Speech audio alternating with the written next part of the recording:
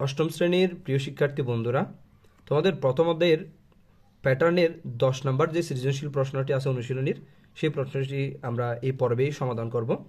আমাদের উদ্দীপকটা একটু লক্ষ্য করি। আমরা প্রথম আমাদের একটা চিত্র দেওয়া আছে যেখানে একটা ত্রিভুজ, দ্বিতীয় চিত্রে আমরা দেখতেছি দুটা ত্রিভুজ, তৃতীয় চিত্রে আমরা দেখলাম তিনটা ত্রিভুজ। তাহলে আগে আমাদের আয়তক্ষেত্র দিয়েছিল, আর এখন এই পর্বে এই 10 নম্বর প্রশ্ন আমাদের এটা ত্রিভুজ দিয়ে প্যাটার্নটা কি আছে সাজানো আছে।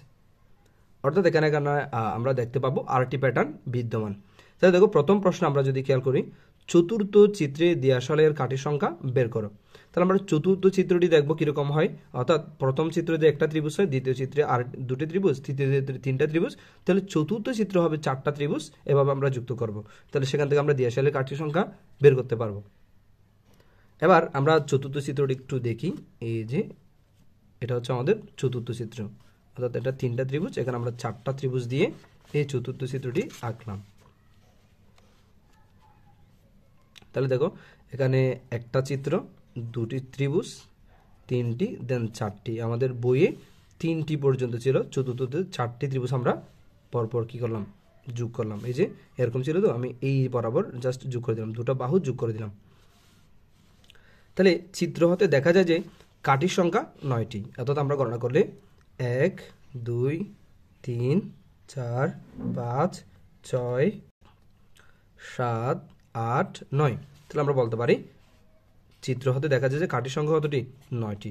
এবার আমরা পরবর্তী প্রশ্নে ফিরে যাই। পরবর্তী যে প্রশ্নটি আমাদের আছে সেটা বলা হয়েছে এরকম, প্যাটার্নটির পরবর্তী সংখ্যাটি কিভাবে বের করবে তা ব্যাখ্যা করো। অর্থাৎ এখানে আমরা যদি লক্ষ্য করি, প্রথম যে ত্রিভুজটি আমাদের আছে সেই ত্রিভুজে 1 2 3 তিনটে বাহু আছে, আবার 1 2 3 4 5, অর্থাৎ দুটো বাহু এক্সট্রা যোগ করে দিলে দুটো ত্রিভুজ হয়ে যাচ্ছে। তাহলে এখানে দুটি আর এখানে কয়টি, 3টি। তাহলে এই ত্রিভুজে আমরা পাচ্ছি হচ্ছে 3টি বাহু, আর এই ত্রিভুজে দুটো ত্রিভুজ মিলে আমরা বাহু পাচ্ছি কয়টি, 5টি। তারপর লক্ষ্য করো 1 2 3 4 5 6 7, এই ত্রিভুজে আমরা পাচ্ছি 7টি। আশা করি তোমরা এখানে একটা প্যাটার্ন লক্ষ্য করতে পারতেছ। সেই প্যাটার্নটি কীরকম, এই যে দেখো 3 3-এর পরে 7, অর্থাৎ 2 ব্যবধান আছে, 5-এর পর 7 আবার 2 ব্যবধান, অর্থাৎ এদের মধ্যে 2 করে ব্যবধান। আর এই তথ্যগুলো আমি এখানে খুব সুন্দর করে তোমাদের জন্য লিখে রাখলাম। তোমরা তথ্যগুলো একটু কীভাবে গুছায় লিখবা একটু দেখো। এখানে প্রথম, দ্বিতীয় ও তৃতীয় চিত্রের কাঠির সংখ্যা যথাক্রমে 3টি 5টি 7টি, 3টি 5টি 7টি।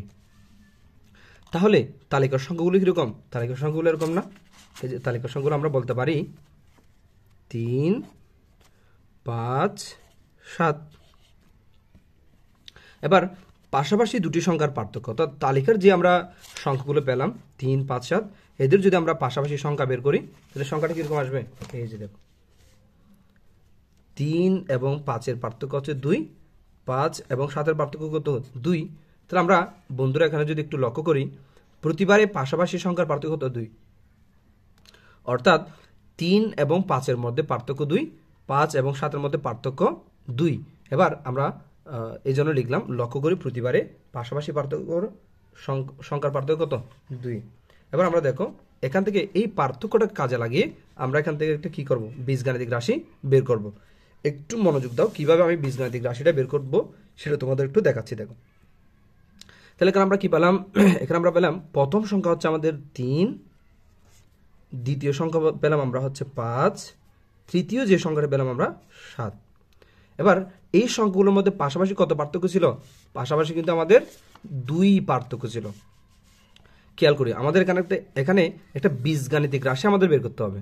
সেই বীজগাণিতিক রাশিটা বের করার মাধ্যমে আমরা আসলে পরবর্তী সংখ্যাটি কীভাবে বের করতে হয় সেটা আমাদের একটু ব্যাখ্যা দিতে হবে। সেজন্য এখান থেকে, অর্থাৎ এই যে প্রথম সংখ্যা, দ্বিতীয় সংখ্যা, তৃতীয় সংখ্যা, এগুলো পরপর কীভাবে আসতেছে সেই ধারণাটা আমরা একটু কী করব, লক্ষ্য করব, যেখান থেকে আমরা একটা বীজগাণিতিক সংখ্যা বের করতে পারি। যেমন দেখো এই যে 3 সংখ্যাটাকে আমরা লিখতে পারি 2 গুণন 1 যোগ 1।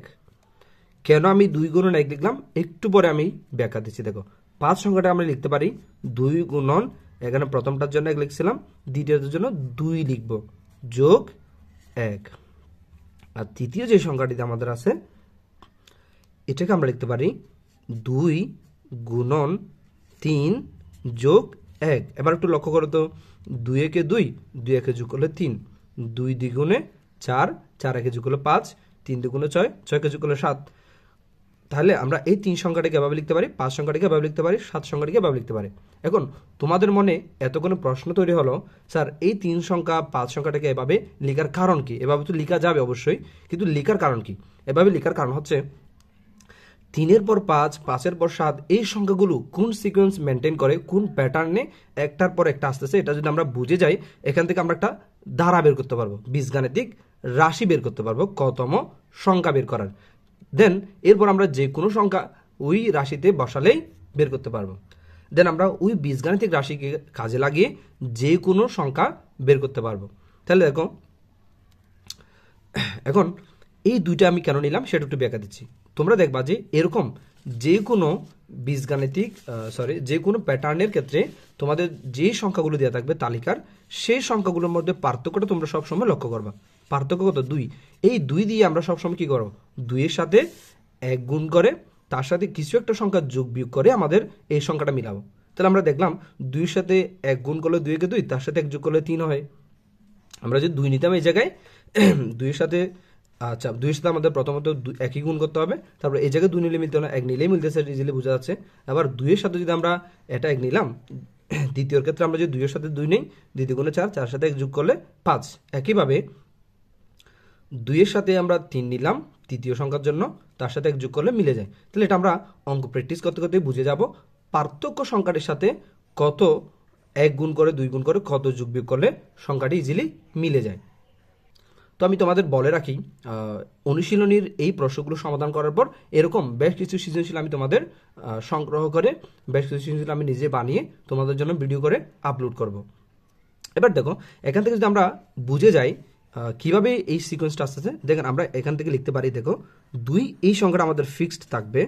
এবার এই যে প্রথম সংখ্যার জন্য 1, দ্বিতীয় সংখ্যাটা বের করার জন্য 2, তৃতীয় সংখ্যাটা বের করার জন্য 3। তাহলে এই সংখ্যাটা আমাদের চেঞ্জ হচ্ছে না, এই লাইন বরাবর চেঞ্জ হচ্ছে না। আবার এটাও কিন্তু ফিক্সড, সেজন্য এখান থেকে আমরা লিখতে পারি, দেখো 2 অর্থাৎ প্রথমটার জন্য 1, 2, 3 এভাবে বাড়বে, এভাবেই সংখ্যাটা চেঞ্জ হবে। তাহলে আমি কতম যে কোনো বীজগাণিতিক রাশির জন্য আমি একটা বীজগাণিতিক রাশি বের করতেছি, কতম সংখ্যাটি হবে যে কিরকম 2 গুণন ক যোগ 1, অর্থাৎ এটাই হচ্ছে আমাদের বীজগাণিতিক রাশি, যে রাশির সাহায্যে তুমি যে কোনো পদ বের করতে পারবা, যে তালিকাটা আমাদের দেওয়া থাকবে সেই তালিকার। একটু চিন্তা করে দেখি তোমরা, এখানে কয়ের মান যদি 1 বসাও, 2 একে 2, 2 এর সাথে 1 যোগ করলে 3, অর্থাৎ তোমার প্রথম সংখ্যাটি পাবা। কয়েতে 2 বসালে দ্বিতীয় সংখ্যাটি পাবা, কয়েতে 3 বসালে তৃতীয় সংখ্যাটি পাবা। এভাবে আমাদের একটা বীজগাণিতিক রাশির সাহায্যে যে কোনো সংখ্যা বের করতে পারি। এখন প্রশ্ন হচ্ছে এটা কেন করলাম? কারণ বন্ধুরা আমাদের প্রশ্নে বলে দিয়েছিল এরকম এই যে 3, 5, 7 যে প্যাটার্নটি আমাদের বিদ্যমান, বলে যে সেই প্যাটার্নটির পরবর্তী সংখ্যাটি কিভাবে বের করবে তা ব্যাখ্যা করো। তাহলে আমাদের বীজগাণিতিক রাশির সাহায্যে অর্থাৎ পরবর্তী বলতে চতুর্থ সংখ্যাটি কিভাবে বের করব সেটা আমাদের দেখাতে হবে। এই জন্য আমরা আসলে এত কি করলাম, কাজ করলাম। না হয় আমরা পার্থক্যকে কাজে লাগিয়ে পরবর্তী সংখ্যার সাথে যোগ করে দিলেও আমরা বের করতে পারতাম, বাট আমাদের ব্যাখ্যা দিতে বলছে, অর্থাৎ সূত্রের সাহায্যে সেটা বীজগাণিতিক রাশির সাহায্যে কি করতে বলছে, প্রমাণ দিতে বলছে। তাহলে এবার আমরা যে কাজটা করতে পারি, এই যে বীজগাণিতিক রাশিটা পেলাম সেই বীজগাণিতিক রাশির সাহায্যে তালিকার চতুর্থ সংখ্যাটি অর্থাৎ 3 নাম্বার পর্যন্ত আমাদের চিত্র দেওয়া ছিল, তাহলে পরবর্তী চিত্র মানে আসলে চতুর্থ সংখ্যাটা বের করতে বলছে। এভাবে চতুর্থ সংখ্যা কেন, যে কোনো সংখ্যা তুমি এই বীজগাণিতিক রাশির সাহায্যে বের করতে পারবা। তাহলে আমি একটা যে প্রশ্নে যেটা মেনশন করছিল চতুর্থ সংখ্যাটা বের করতে, আমি ওটা বের করে দেখাচ্ছি। দেখো সুতরাং তালিকা চতুর্থ সংখ্যাটা হবে যেরকম, অর্থাৎ আমাদের বীজগাণিতিক রাশিটা হচ্ছে 2 গুণন ক যোগ 1 ইকুয়ালস টু 2 গুণন ক। চতুর্থ বলছে সেই জন্য আমরা কয়ের মান কত বসালাম, 4 যোগ 1। তাহলে দেখো 4 দুগুণে 8, একে যোগ করলে কত 9। এবার তোমাদের আমি আরেকটু ছোট্ট করে জিনিসটা একটু বুঝিয়ে দেব। আমরা কিন্তু লক্ষ্য করছিলাম চিত্রে প্রথমটা ছিল যে তিনটে কাটি দিয়ে 3টে দিয়ে আসলে পরবর্তীতে 5টি, পরবর্তী 7টি, এরপরে অবশ্যই 2 বের কত হবে, 9 হওয়ার কথা। তাহলে আমরা বীজগাণিতিক রাশির সাহায্যে কি পেয়ে গেলাম, 9 পেয়ে গেলাম। শুধু পার্থক্য হলো আমরা বীজগাণিতিক রাশির সাহায্যে এটা ব্যাখ্যা দিলাম। এবার গ নাম্বার প্রশ্নে আমরা চলে যাই। আচ্ছা বন্ধুরা, গ নাম্বার প্রশ্নে বলা আছে শততম প্যাটার্ন তৈরিতে কতগুলো দিয়াশালের কাঠির প্রয়োজন হবে? আমি তোমাদের প্রশ্নটি একটু ভালো করে পড়ার জন্য আবারও একবার মনোযোগ কাটতেছি। দেখো, প্রশ্নে বলে দিয়ে আছে শততম প্যাটার্ন তৈরিতে কতগুলো দিয়াশালের কাঠের প্রয়োজন। কেন বলতেছি? কারণ তোমার এই প্রশ্নটা যদি না বুঝো তোমরা আনসারটা ভুল দিয়ে আসবা। এখানে আমাদের বলে দিয়েছে শততম প্যাটার্ন পর্যন্ত তৈরি করতে মোট কতগুলো দিয়াশালের প্রয়োজন। অনেক সময় এই জায়গায় প্রশ্নটা তোমাদের একটু চারটা পিছিয়ে বলবে শততম প্যাটার্ন তৈরি করতে কতগুলো দিয়াশালের প্রয়োজন। আমি কি বলছি লক্ষ্য করো, শততম প্যাটার্ন তৈরিতে কতগুলো দিয়াশালের প্রয়োজন, শততম। ঠিক আছে, দেখো আমি প্রশ্নটা তোমাদের লিখে বোঝাচ্ছি। শততম প্যাটার্ন তৈরিতে মোট কতগুলো দিয়াশালের প্রয়োজন। আর আমাদের প্রশ্নে বলে দিয়েছিল শততম প্যাটার্ন তৈরিতে কতগুলো দিয়াশালের কাঠের প্রয়োজন। জাস্ট 100 নাম্বার যে প্যাটার্নটি আমাদের থাকবে সে 100 নাম্বার প্যাটার্নটি তৈরি করতে কতগুলো দিয়াশালের প্রয়োজন, এটা আমাদের প্রশ্নে চেয়েছে। কিন্তু অনেক সময় বলা হবে শততম প্যাটার্ন পর্যন্ত তৈরি করতে মোট কতগুলো, অর্থাৎ প্রথম চিত্রে লেগেছিল 3টা, পরবর্তী চিত্রে 5টি, পরবর্তী 7টি, এভাবে করে মোট 100টির জন্য কতগুলো দিয়াশালের প্রয়োজন, ওরকমও আমাদের প্রশ্ন বলতে পারে। যেমন আমি তোমাদের একটু মেনশন করে দেখাই। এই যে 11 নম্বর প্রশ্নে দেখো, ঘ নাম্বারে বলে দিয়েছে তালিকার প্রথম 50টি সংখ্যার সমষ্টি নির্ণয় করো। ঠিক এই প্রশ্নটা এরকম প্রশ্ন করলে আমাদের সমষ্টি বের করতে হবে। এখানে 50তম বলে নাই, আবার 50তম পদ পর্যন্ত বলে নাই এই প্রশ্নে। যদি এখানে বলতো শততম পদ পর্যন্ত প্যাটার্ন তৈরি করতে কতগুলো দিয়াশালের প্রয়োজন, জাস্ট এই শততম পদ, শততম প্যাটার্ন পর্যন্ত, এখানে যদি একটা পর্যন্ত শব্দ থাকতো তাহলে আমাদের ওই 100টি চিত্রের জন্য মোট যতগুলো দিয়াশাল লাগবে সেই মোট সংখ্যাটা আমাদের বের করতে হবে। এখন জাস্ট আমরা 100 নাম্বার যে চিত্র সেই শততম প্যাটার্নটি আমরা তৈরি করার জন্য কতগুলো দিয়াশাল প্রয়োজন সেটাই বের করলে এনাফ। তাহলে আমি এবার তোমাদের সলিউশনটা একটু দেখাচ্ছি। দেখো, আমরা খ নাম্বারে বের করছিলাম কতম বীজগণিত রাশি বের করার সমীকরণ হচ্ছে কত, 2ক যোগ 1। এটা একটু আমরা লিখে রাখতেছি। দেখো, তাহলে ক হতে পাই তালিকার কতম সংখ্যা বের করার বীজগাণিতীয় রাশি হচ্ছে এই যে 2ক যোগ 1। তাহলে শততম প্যাটার্ন তৈরিতে দিয়াশালের কাঠের প্রয়োজন হবে কতটুকু?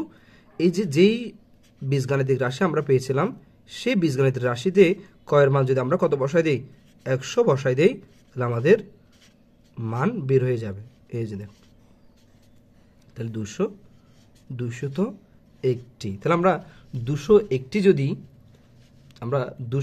যদি কাটি নেই তাহলে শততম যে প্যাটার্নটি থাকবে সেই প্যাটার্নটি আমরা তৈরি করতে পারবো। ওকে, পরবর্তী ভিডিও দেখার জন্য আমন্ত্রণ রইল।